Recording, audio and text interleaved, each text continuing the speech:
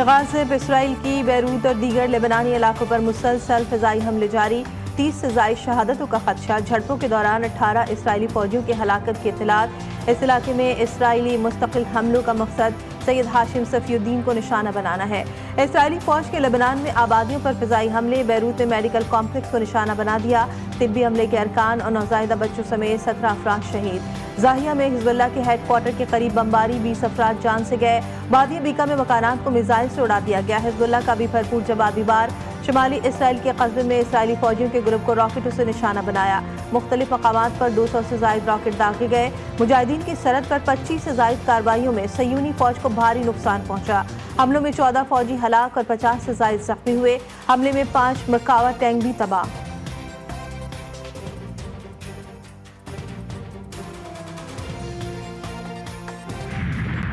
Iran का Israel पर हमला। इसराइली फौजी अड्डे और मुसाद हेडक्वार्टर को नुकसान पहुंचा।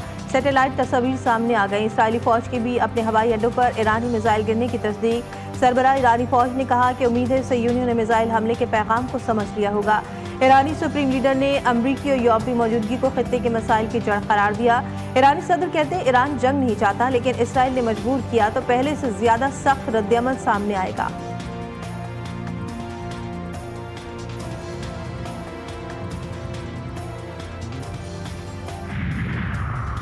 यमनी मुसल्ला अफवाज का एक और वार। बहरे अहमर में बरतानी ऑयल टैंकर कोडीला को निशाना बना दिया।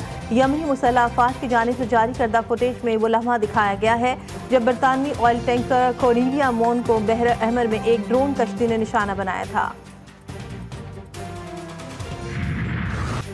गाज़ा में सयूनी दहशतगर्दी जारी। इसराइली फौज का शाती कैंप पर फ़िज़ाई हमला।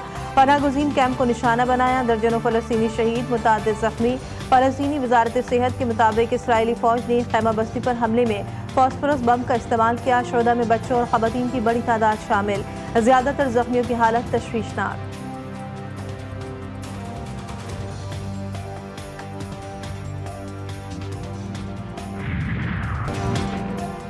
तहरीक इंसाफ का आज फिर हुकूमत से टकराव का इरादा। डी चौक पर एहतजाज के लिए तैयार। तसादुम के बजाय आंख मचोली खेलने का फैसला।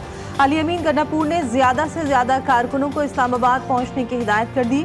हुकूमत ने भी कमर कस ली। वफाकी दारुल-हुकूमत मुकम्मल सील करने का फैसला। शहर इख्तियार में सड़कों की बंदिश शुरू। इस्लामाबाद पेशावर मोटरवे पर कंटेनर्स रख दिए गए। रेड जोन के तमाम दाखिली रास्तों पर रेंजर्स तैनात। एहतजाज के पेश नज़र रावलपिंडी में डबल सवारी पर पाबंदी आई। जुड़वा शहरों में चलने वाली मेट्रो बस सर्विस को भी रोक दिया गया।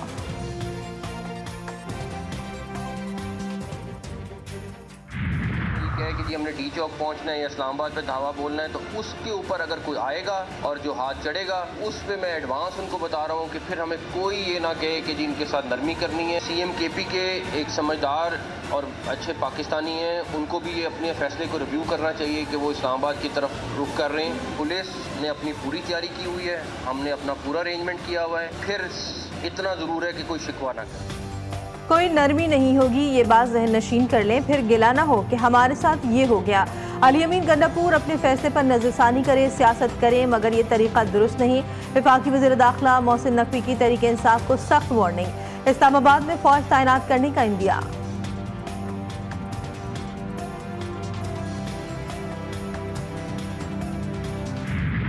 तो ये नहीं होने देगा, क्योंकि पंजाब जो है ना वो दहशतगर्दी पे नहीं चलता। पंजाब किसी तरीके पर किसी law and order situation Punjab में जो है क्रिएट करना ये इतना आसान काम नहीं है, क्योंकि पंजाब किसी कायदे और कानून के तहत चलता है। तो मुझे तो अल्हम्दुलिल्लाह पंजाब की और पंजाब के अवाम की हिफाजत अच्छी तरह करनी आती है। तुम अपनी फ़िक्र करो, तो किसी भूल में ना रहना।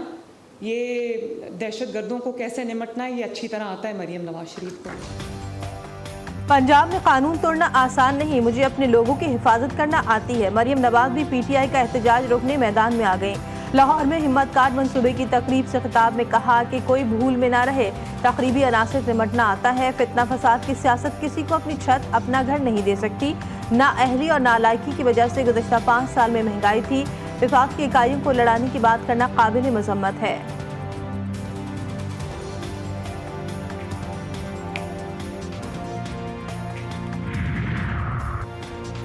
मौजूदा हुकूमत अवाम की नुमाइंदा हुकूमत नहीं, हुकूमत में बेहतरी की सलाहियत भी नहीं। आईनी तरमीम पर हुकूमत की उजलत पर हैरत है।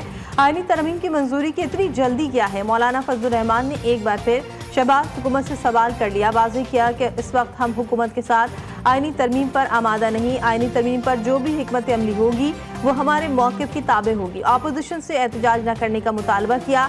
कहा सियासी इख्तलाफात को यकजहती में बदलना होगा।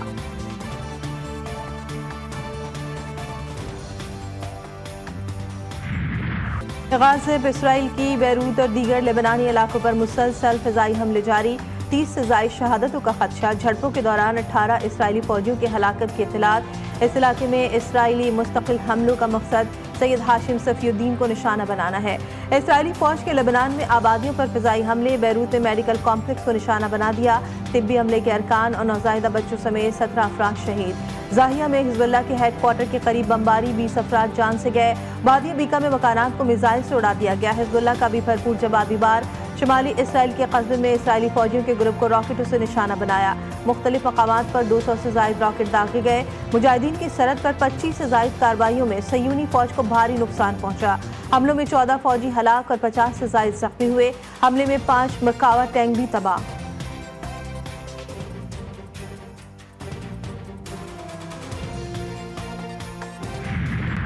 ईरान का इसराइल पर हमला। इसराइली फ़ौजी अड्डे और मुसाद हेडक्वार्टर को नुकसान पहुंचा। सैटेलाइट तस्वीर सामने आ गई। इसराइली फ़ौज की भी अपने हवाई अड्डों पर ईरानी मिसाइल गिरने की तस्दीक। सरबराह ईरानी फ़ौज ने कहा कि उम्मीद है सयूनियों ने मिसाइल हमले के पैगाम को समझ लिया होगा। ईरानी सुप्रीम लीडर ने अमरीकी और यूरोपी मौजूदगी को खित्ते के मसाइल की जड़ करार दिया। ईरानी सदर कहते हैं ईरान जंग नहीं चाहता, लेकिन इसराइल ने मजबूर किया तो पहले से ज़्यादा सख्त रद्दअमल सामने आएगा।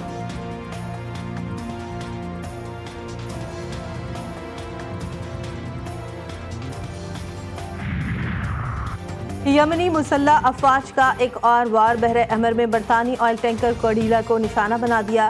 यमनी मुसल्ला अफवाज की जानिब से जारी करदा फुटेज में वो लम्हा दिखाया गया है जब बरतानवी ऑयल टैंकर कोरिलिया मोन को बहरे अहमर में एक ड्रोन कश्ती ने निशाना बनाया था। गाजा में सयूनी दहशतगर्दी जारी। इसराइली फौज का शाती कैंप पर फिजाई हमला। पनागुज़ीन कैंप को निशाना बनाया। दर्जनों फ़लस्तीनी शहीद, मुतअद्दिद ज़ख्मी। फ़लस्तीनी वज़ारत सेहत के मुताबिक इसराइली फ़ौज ने खैमा बस्ती पर हमले में फॉस्फोरस बम का इस्तेमाल किया। शुहदा में बच्चों और ख़वातीन की बड़ी तादाद शामिल। ज़्यादातर ज़ख्मियों की हालत तशवीशनाक।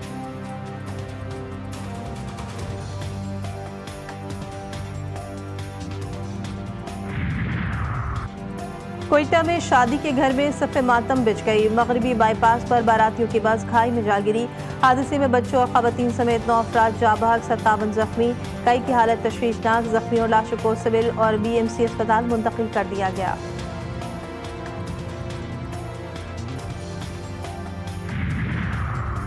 ओकाड़ा में बदला लेने में हर हद पार। 62 अफराद ने जमीन के तनाज़े पर 2 ख़वातीन की कब्रें मिस्मात करा दी। पुलिस के मुताबिक मुल्जिम इम्तियाज का आसिम शाह के साथ जमीन का तनाज़ा चल रहा था। मुल्जिम ने आसिम की 2 बेटियों की कब्रें मिस्मात करा दी।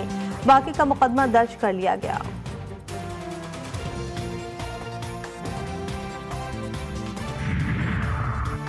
PCB की मोहम्मद रिजवान को कप्तानी की पेशकश करने की तरदीद। वनडे और T20 की कप्तानी के लिए 2 से 3 नामों पर गौर जारी। मोहम्मद रिजवान, मोहम्मद हारिस, शादाब खान, शाहीन आफरीदी दौड़ में शामिल। मोहम्मद रिजवान मजबूत उम्मीदवार।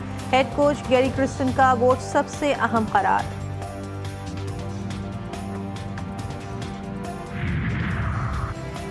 इंटरनेशनल लीग्स में शिरकत के लिए मुश्किलात का सामना। कौमी क्रिकेटर उस्मान कादिर ने रिटायरमेंट का ऐलान कर दिया। उस्मान कादिर 1 वनडे और 25 T20 में पाकिस्तान की नुमाइंदगी कर चुके हैं।